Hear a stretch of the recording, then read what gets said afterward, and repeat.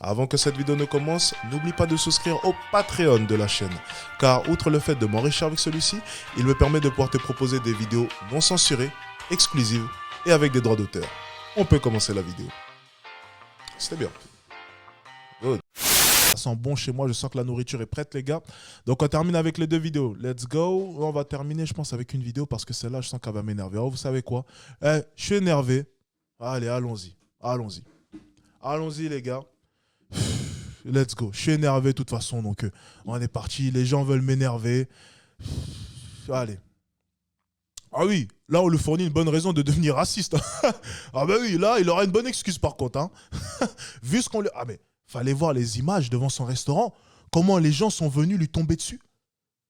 Ah les mots étaient durs. Hein. Les mots étaient durs. J'ai regardé ça et moi je me rappellerai toujours. À cette époque-là j'ai dit mais attendez, mais s'il est innocent on fait comment?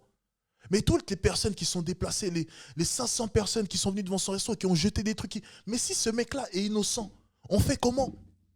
On se plaint souvent que dans les années 80, des Noirs ont été mis comme ça en prison sans raison. C'est souvent quelque chose qu'ils avancent. Des Noirs ont été mis sans raison, exécutés, sans preuve, juste parce qu'il fallait un coupable. Et prendre le Noir, c'était beaucoup plus simple. On était les premiers à accuser cela. Et là, on fait exactement la même chose.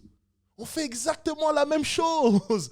Mais vu que c'est un maghrébin, peut-être que ça passe mieux. Parce qu'apparemment, nous, on aime bien séparer l'Afrique. Hein. On n'est pas tous africains à la même échelle. Il y a l'Afrique du Nord, on n'est pas tous pareils. On vit sur le même continent, mais on n'est pas tous africains. Bon, ça, c'est voilà. Donc, si c'est un maghrébin, ça passe. Et puis, vice-versa. Si c'est un noir d'Afrique du Sud, Afrique du Centre, voilà, nous, on est Afrique du Nord, donc c'est pas pareil. Voilà, on est cons. Hein, voilà. Vu qu'on est cons, on va réfléchir comme des cons. Et c'est pas la même Afrique. Du coup, si c'est un maghrébin, ça marche, on peut l'allumer. Voilà, c'est petit. C'est con. C'est con. C'est con.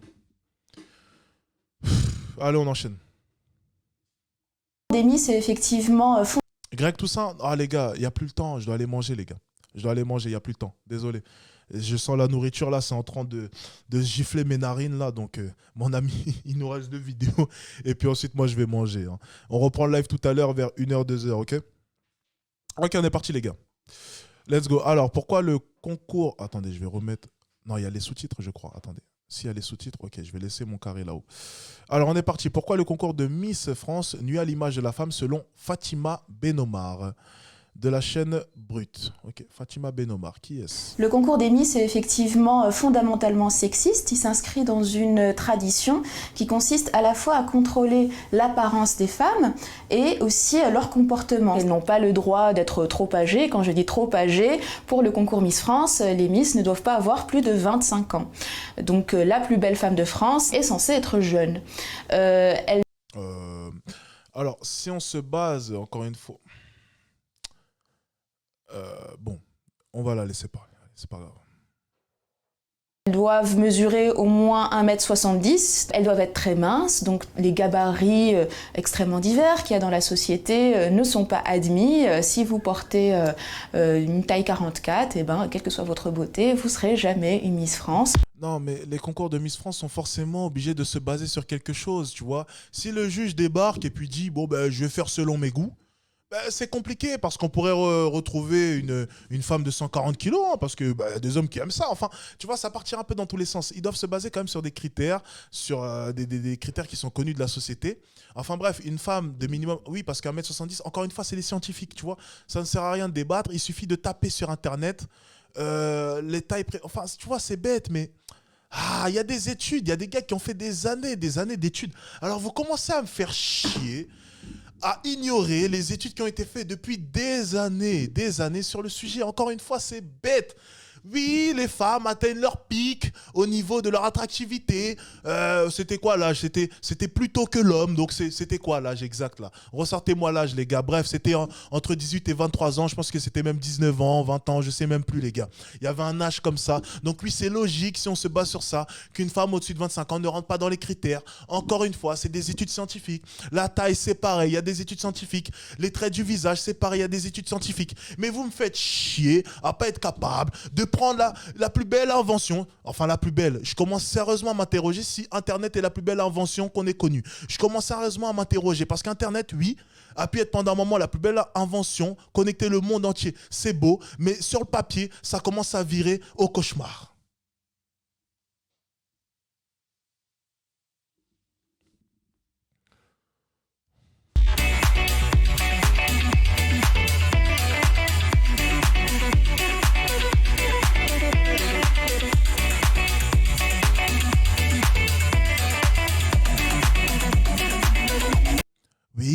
que les études prouvent encore une fois que la taille... Ouais, on peut faire ça pendant 10 ans. C'est quand même con de pas être au courant de ça. C'est quand même... Et c'est qui a fait le reportage? Qui a fait le reportage, les gars? Attendez, parce que... Voilà. Après, on va dire que je tire sur l'ambulance. Hein. Qui a fait le reportage? Voilà. Voilà.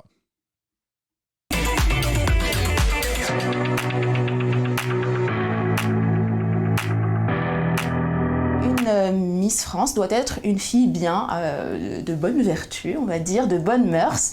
Là aussi, sur des critères très conservateurs. Elle ne doit pas avoir été divorcée. Elle ne doit pas avoir été maman. Donc elle n'a pas le droit d'avoir connu la maternité avant ses 25 ans. La femme française... Oui, mais encore une fois, donne les raisons. Parce que là, on a l'impression que c'est des oppresseurs. C'est parce que Miss France, elle n'a pas de vie. Elle n'a pas de vie, Miss France. Pendant 1 an, elle n'a... Mais même moi, qui ne m'intéresse pas au concours de Miss, je le sais que le Miss France, c'est des responsabilités. C'est des réveils à 5 h du matin, des voyages, des trucs. Mais elle n'a pas de vie. Donc forcément, si elle a un enfant, mais... Encore une fois, mais c'est quand même incroyable d'être de mauvaise foi comme ça. C'est quand même incroyable. Donc l'enfant, pendant 1 an, le pauvre, il va pas voir sa maman. Mais non, mais ça... Oh putain. Qui est censée être représentée dans ce concours est tout simplement la petite fille modèle telle qu'on a toujours essayé d'en définir les cases dans l'éducation des jeunes filles. Donc ça nous rappelle limite un peu les manuels qu'on pouvait voir dans les années 50, 60 d'éducation d'une jeune fille rangée afin qu'elle soit bonne à marier, on va dire. Oui, mais bon, comme je regarde les filles des années 60 et les filles de maintenant, tu vois, je me dis, est-ce que c'était pas mieux avant? Alors bien sûr, avant, avec une version un peu améliorée, avec des femmes quand même qui ont beaucoup plus de droits, etc. Oui, une version... Mais au niveau du comportement, tu vois, parce qu'elle pointait du doigt cela, fille modèle, oui, une fille modèle, tu vois, c'est pas quelque chose de mal dans la société, encore une fois. C'est des fois, j'ai l'impression qu'on va enlever tout ce qui faisait la beauté d'une femme. Mais c'est fou, ça, on veut enlever. C'est incroyable. Et même être gentleman, maintenant, c'est mal. Parce que le gentleman, tu vois, c'est un peu le misogyne. Il veut tenir la porte, il veut forcément payer le restaurant. Il pense que la femme... Enfin, il a un traitement... J'ai entendu ça de la part d'une féministe. C'est quand même incroyable. Tout ce qui fait les fondations même d'une femme, entre guillemets, bien et d'un homme bien, on est en train de déconstruire tout cela. Et forcément, les jeunes vont s'appuyer sur quoi pour se construire? Parce qu'encore une fois, le gentleman a au moins la décence de respecter la femme. Et on se plaint des agressions sexuelles, on se plaint des viols qui augmentent. Mais si on déconstruit même l'image de cet homme modèle qui respectait la femme, qui prenait soin de la femme, qui voyait peut-être la femme comme un peu inférieure à lui, mais qui justement en prenait soin et n'aurait même pas osé la toucher avec... Si on déconstruit toute cette belle image qu'on pouvait se faire d'un homme auparavant, on déconstruit tout cela. Mais sur quoi est-ce que vont se baser nos jeunes pour se construire en tant qu'hommes? Sur quoi? Sur quoi?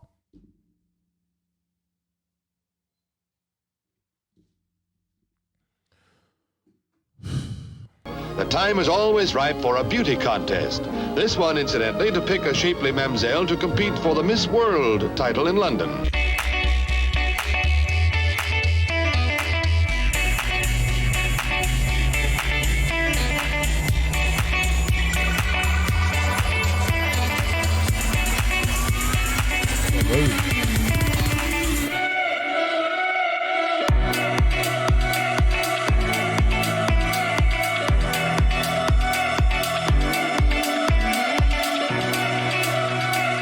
I think the most important thing we should be teaching young girls today is leadership.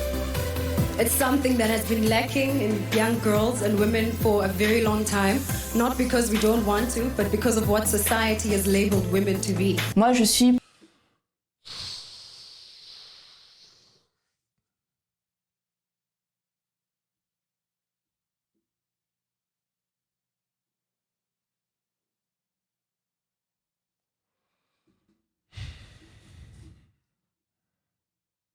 pour l'abolition de ce concours parce que ce que je décris depuis tout à l'heure, c'est que c'est un concours dont les fondamentaux sont sexistes.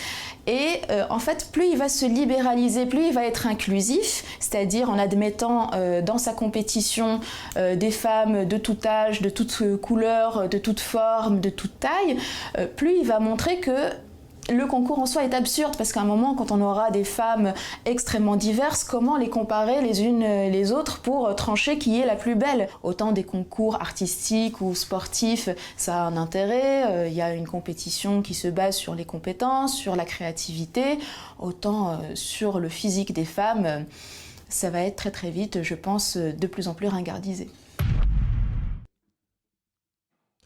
Merci Brut pour ce reportage fort intéressant. Cool. Bon.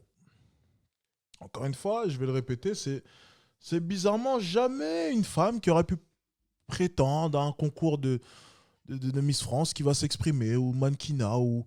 Tu vois, c'est jamais une femme qui rentre dans les codes plébiscités. Enfin, c'est jamais une... Je ne dis pas que c'est... bon, j'irai rien. C'est Brut. Voilà. Allez, on va passer, dernière vidéo, ben ça tombe bien, on va partir sur au moins quelque chose d'intéressant, c'est la version améliorée, la bonne version de Brut, voilà. On va quand même rentrer un peu plus dans... Et tiens, ça tombe bien parce que la dernière Miss France parlait de leadership, ce genre de choses. Bon, on va rentrer en plein dedans avec la dernière vidéo, les gars. On est parti sur une femme à la tête d'une entreprise du CAC 40 de Brut. On est parti. Souvent que j'ai eu ce poste parce que je suis une femme. Bah, je préfère être là parce que je suis une femme plutôt que de pas être là parce que je suis une femme. Ça commence fort. Excellent.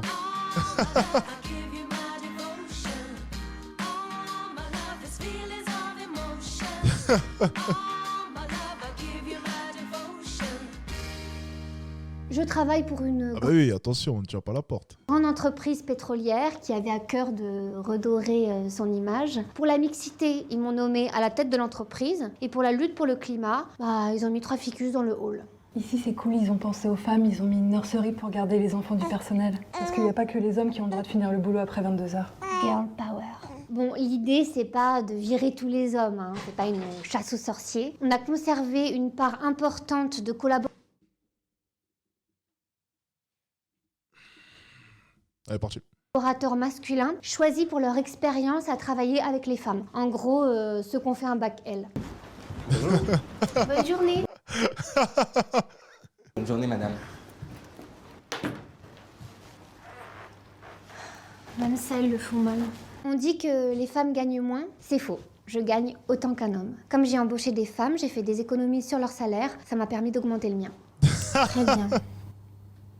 Et à part ça, où est-ce que vous vous voyez par exemple dans un an? Parce que vous comptez déménager. Est-ce que vous avez un petit amoureux ou... Je suis stérile. Bienvenue. J'ai de la chance. Ah, vous êtes dans la boîte. On hésitait entre vous, un homme. Non, mais c'est super de soutenir les femmes comme ça. Surtout, vous comptez pas adopter? Ah, certainement pas, je déteste les enfants. C'est génial. Je me vois comme une flexitarienne du féminisme, une fémitarienne. J'aime bien ces termes parce qu'ils donnent l'illusion que ça change en donnant un nouveau nom à quelque chose qui n'évolue pas. Exactement. L'appellation qui change. Qu'est-ce qui se passe pour votre congé paternité? Vous avez pris 5 jours? C'est des triplés ou quoi? Bon, je vous les donne, hein, mais c'est bien parce que c'est la loi. Vous avez une bonne connexion chez vous? Vous prendrez votre ordi, hein, on sait jamais.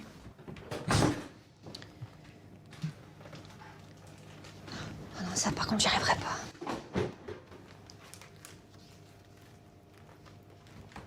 On dit que l'argent n'a pas d'odeur, mais il n'a pas de sexe non plus. Alors le féminisme, pourquoi pas, tant que c'est au service du capital.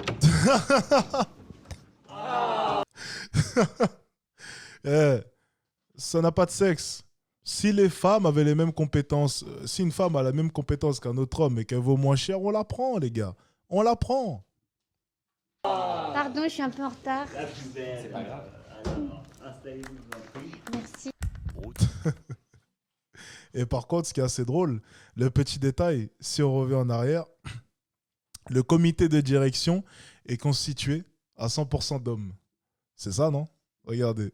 Pardon, je suis un peu en retard. C'est pas grave. Merci. C'est les femmes, mais dans le comité de direction, Ça, c'est autre chose. Ah, c'est pas mal. Plein de messages cachés. Ah, non, franchement, Brute, c'est vraiment une des meilleures découvertes que j'ai faites. Hein. Franchement, c'est excellent. Et en plus, il y avait un Brute avec Thomas Njijol, mais je ne savais pas que c'était Brute. Et j'avais regardé ça il y a 1 ou 2 ans. Et j'ai trouvé ça super intéressant. Tu sais, le livreur, Thomas Njijol qui jouait le livreur, du coup, le livreur Amazon, ou bref, ça devait être ça, mais ils n'ont pas dû nommer la marque. Et je trouvais ça super, super intéressant, super drôle. Et en fait, ça, c'était une émission de Brute. Et je ne savais pas. Et c'est quand, tout à l'heure, je descendais dans leur chaîne que j'ai vu cette émission. Je me suis dit, ah, mais j'avais déjà vu un épisode de Brute, mais je ne savais pas que c'était eux. Bon, les amis, je pense qu'on est bon. On se retrouve tout à l'heure, ok? On se retrouve tout à l'heure. Moi, je vais aller manger. Donc, écoutez, prenez soin de vous. Passez une bonne fin de soirée, entre guillemets. Puis nous, on se retrouve direction le lendemain, donc dimanche matin, vers minuit, 1h. Allez les gars, prenez soin de vous. Et moi, je file manger. Merci. Les Twitchos, je vous adore, je vous adore, je vous adore les Twitchos. Les YouTubos, je vous adore, je vous aime tous. Vous êtes tous les meilleurs. Happy birthday, tout le monde va bien. Et prenez soin de vous les gars. Ciao.